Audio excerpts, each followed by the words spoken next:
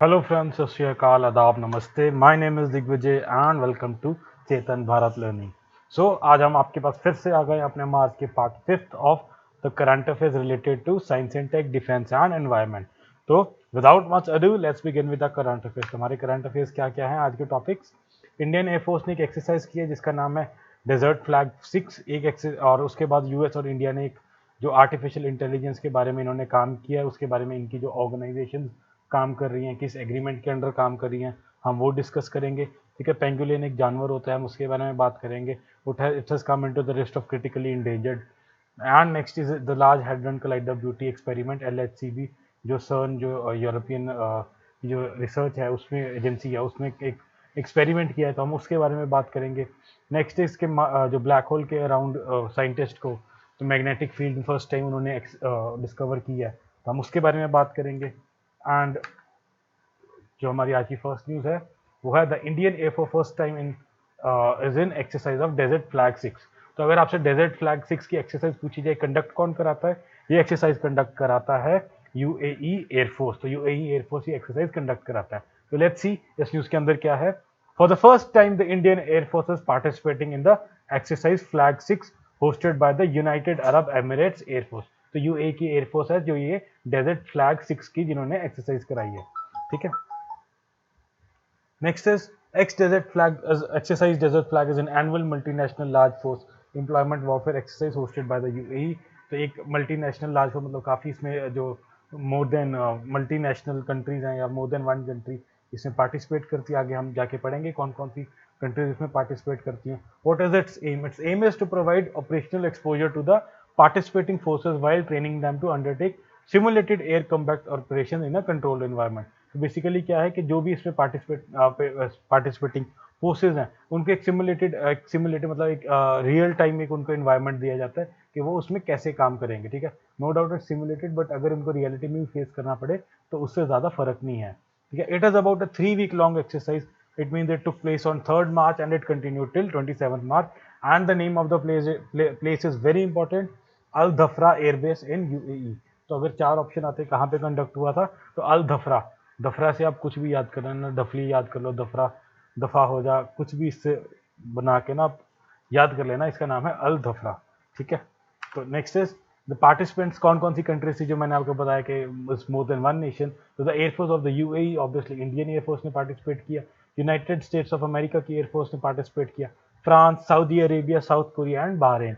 तो इन सब नेशंस की एयरफोर्स ने इसमें पार्टिसिपेट किया। इंडिया ने क्या क्या अपने लेके गए थे aircraft. Let's see India's participation. The IAF is participating with 6 Sukhoi 30 MKI-27 C-17 Globemasters and 1 IL-78 tanker aircraft. तो ये अपने जो हम एयरक्राफ्ट वगैरह हैं ये वहाँ पे लेके गए थे फॉर द सिमुलेशन एक्सरसाइज। ठीक है, with the UAE India also has in UAE bilat, जिसका मतलब है बाइलेटरल नेवल एक्सरसाइज है जिसका नाम है इन यूएई बाइलैट। एंड उसके अलावा हमारी उसके साथ डेजर्ट ईगल 2 एक एयरफोर्स एक्सरसाइज चल रही है। ठीक है, तो ये नेम्स इंपॉर्टेंट है। ठीक है, कौन कौन सी कंट्री ने पार्टिसिपेट किया, हुई कहाँ पे, अल दफरा। अब तो आपको याद होगा दफा, दफा से दफा कुछ भी, कफा दफा करके आप याद कर लीजिएगा। ठीक है, तो उस हिसाब से ये नाम है ये आपके लिए इंपॉर्टेंट हो जाते हैं।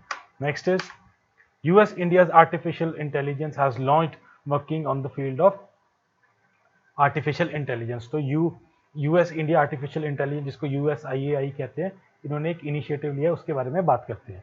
ठीक है, the US India artificial intelligence USIAI as an initiative of IUSSTF। तो इसके बारे में देखते हैं। USIAI will serve as a platform to discuss opportunities, challenges, barriers for bilateral artificial intelligence (AI) research and development collaboration, enabling artificial intelligence innovation, share ideas for developing an artificial intelligence workforce, and recommend moves and mechanisms for catalyzing partnership. तो basically ये जो काम करेंगे अपना in related to artificial intelligence. आने वाला time बच्चों सारा आर्टिफिशियल इंटेलिजेंस का ही है। इवन आप जो भी फोन यूज करें सब कुछ एआई से रिलेटेड होने वाला है। ठीक है, आपकी चॉइसेस, आपकी प्रेफरेंसेस, हर चीज़ एआई से रिलेटेड ही होने वाली हैं। तो जो USIAI है, इन्होंने जो इनिशिएटिव लिया IUSSTF, ठीक है, Indo US science and technology forum, ये इसके रिगार्डिंग इसके रिलेटेड काम करेगा। It will provide breakthrough solution in the range of sectors like agriculture. जो एआई है वो किन किन सेक्टर्स में काम करेगा, वो करेगा agriculture, energy, climate change, affordable housing and smart cities. ठीक है। तो गवर्नमेंट टेक्नोलॉजी तो एआई की तरफ मूव भी हो रही है, साथ साथ गवर्नमेंट्स भी इसकी तरफ मूव हो रही हैं, ठीक है। और IUSSTF की फुल फॉर्म क्या है? Indo US science and technology forum, ठीक है। It was established under an agreement between government of India and United States of America in March 2000। तो जो IUSSTF जो है ये मार्च 2000 में ही, मतलब कि आज से लगा लो 21 साल पहले तकरीबन, इन्होंने एआई को फोरकास्ट करके उसमें एस्टैब्लिशमेंट कर दी थी। It is an autonomous bilateral organization jointly funded by both the governments that promote science, technology, engineering, and innovation through substantive interaction among government and academia and industry. तो basically ये जो है इसकी ऑर्गेनाइजेशन इज फंडेड बाय कौन से? That by the both governments. तो जो ये दोनों गवर्नमेंट्स हैं इसको फंड कर रही हैं। It operates through true bilateral agreements, ठीक है। किस किस एग्रीमेंट के अंडर ये काम कर रहे हैं? Let's see. एक का नाम है Indo US science and technology forum, IUSSTF, and second क्या है? United states India science and technology endowment fund, ठीक है। तो USISTEF के साथ भी काम कर रहे हैं, ठीक है। तो दोनों नाम आपके इंपॉर्टेंट है, किस किस एग्रीमेंट्स के अंदर ये दोनों काम कर रहे हैं, ठीक है। Let's see. USISTEF क्या है? It seeks support and foster joint applied research and development to generate public good through commercialization of jointly developed technology. Basically यहाँ कमर्शियलाइजेशन का मतलब क्या है? कमर्शियलाइजेशन का मतलब ये है कि जो भी ये रिसर्च करके जो भी टेक्नोलॉजी लेके आते हैं, उस टेक्नोलॉजी को एक कमर्शियली वाइबल बना के, ठीक है, it should be use to cater the needs of the common public, ठीक है। तो उस रिगार्डिंग जो भी एआई में रिसर्च होगी वो कॉमन पब्लिक के बेनिफिट्स के लिए उसको यूज किया जाएगा। The department of science and technology, ठीक है, जो इंडिया का डिपार्टमेंट है जो कि इसमें जो रिसर्च में इन्वॉल्व है वो है the department of science and technology, that is under the government of India. And US की तरफ से कौन सा है? United States department of states. They both are the nodal agencies for the IUSSTF, ठीक है। तो इसके लिए दोनों नोडल एजेंसीज हैं, ठीक है। नाम याद कर लेना। इंडिया की तरफ से कौन है? Department of science and technology, that is directly under the government of India.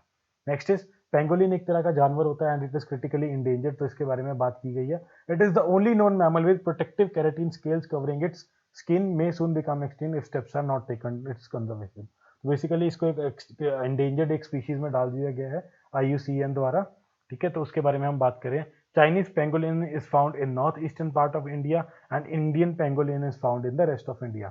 तो एक पेंगोलिन छोटा सा जानवर होता है बेसिकली जो एक एंट ईटर है, तो वो ऑलमोस्ट ऑल इंडिया में मिलता है।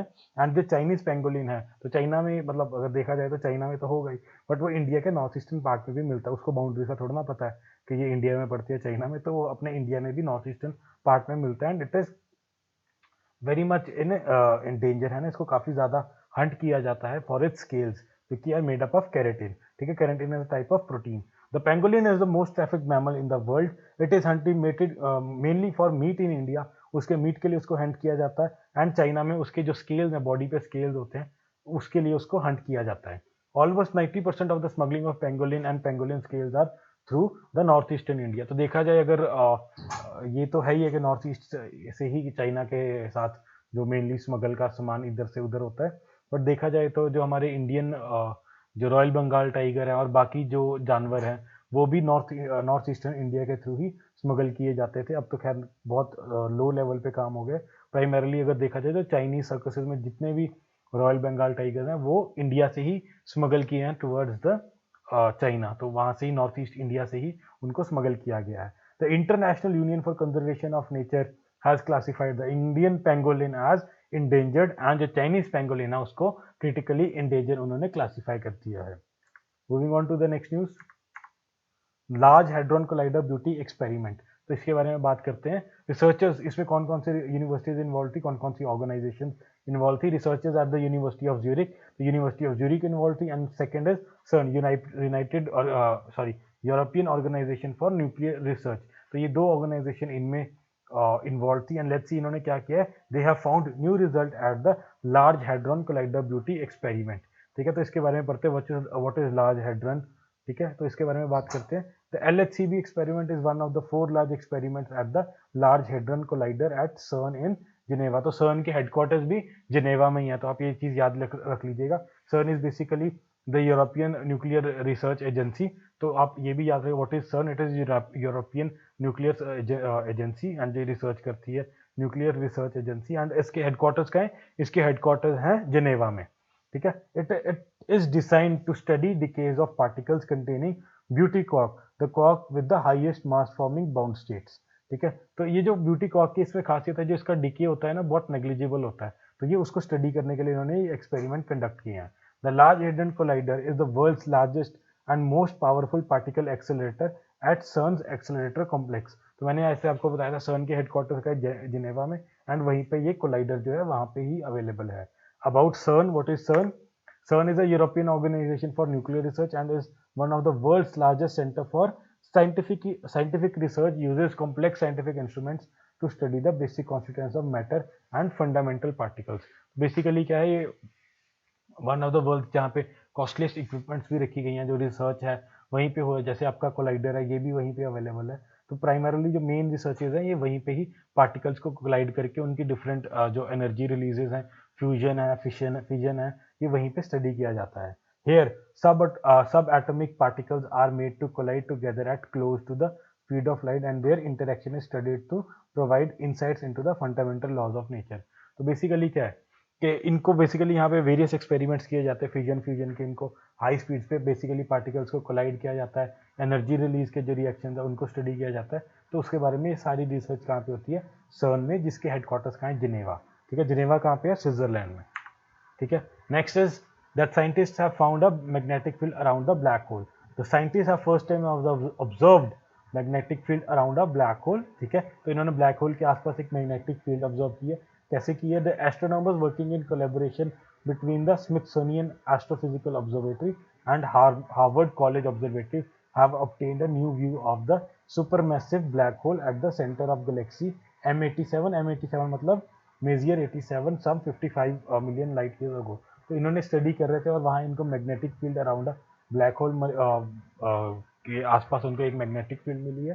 ठीक है, and black hole is at the centre of the galaxy. Galaxy का नाम क्या है? M87। ठीक है, the images of polarised light were release by the event horizon telescope. तो EHT जो उनका टेलीस्कोप है, इन्होंने एक पोलराइज्ड लाइट, पोलराइज का मतलब क्या है कि वो राइट डिफ्लेक्ट हो गई उसमें, जो because of the magnetic field उनको पोलराइज्ड लाइट जो मिली, उससे ये उनको पता चला कि हाँ उसके आसपास मैग्नेटिक फील्ड है। ये नहीं है कि वो चुंबक लेके गए थे और उसने अट्रैक्ट कर ली, इनको पोलराइज लाइट के थ्रू पता चला कि उसके आसपास जो है मैग्नेटिक फील्ड एग्जिस्ट कर रही है, जिस कारण जो लाइट है वो पोलराइज हो गई है। ठीक है, and EHT collaboration and a network of radio telescope. ठीक है, तो EHT is a network of radio telescope and EHT stands for event horizon telescope. ठीक है, इसके बारे में और बात करते हैं। In 2019 the event horizon telescope captured the first image of shadow dark region of black hole that is expected to be about 3 times diameter of black hole event horizon. Basically क्या ब्लैक होल होराइजन क्या होता है?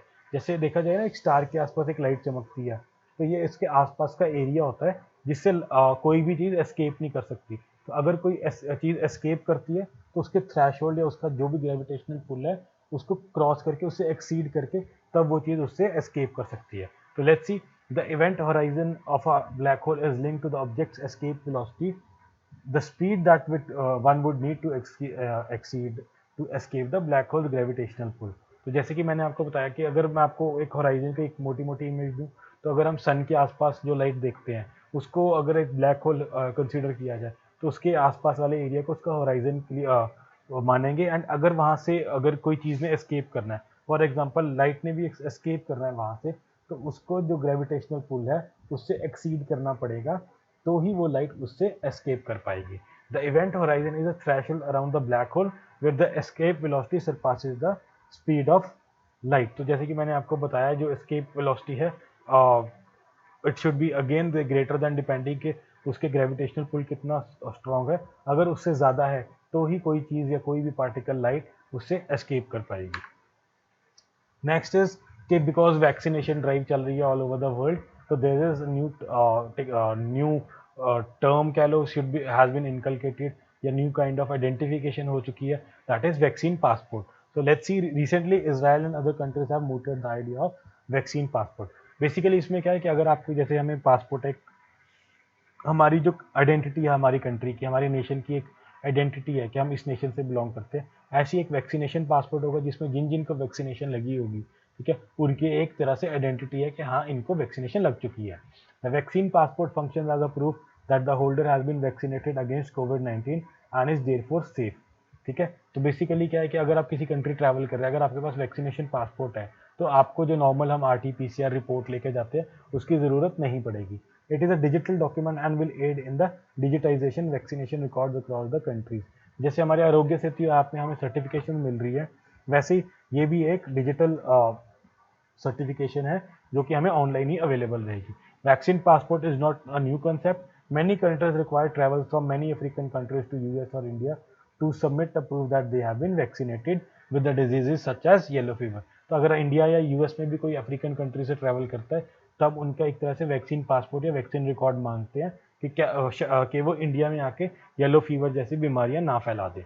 ठीक है। Vaccine passports in different region में क्या क्या नाम है, ठीक है, ये नाम इंपॉर्टेंट है। Digital green certificate European commission में इसको कहा जाता है। Digital green certificate virus passport किसमें कहते हैं, चाइना में। एंड वैक्सीन पासपोर्ट किसमें कहते हैं, इसको कहते हैं इजराइल में।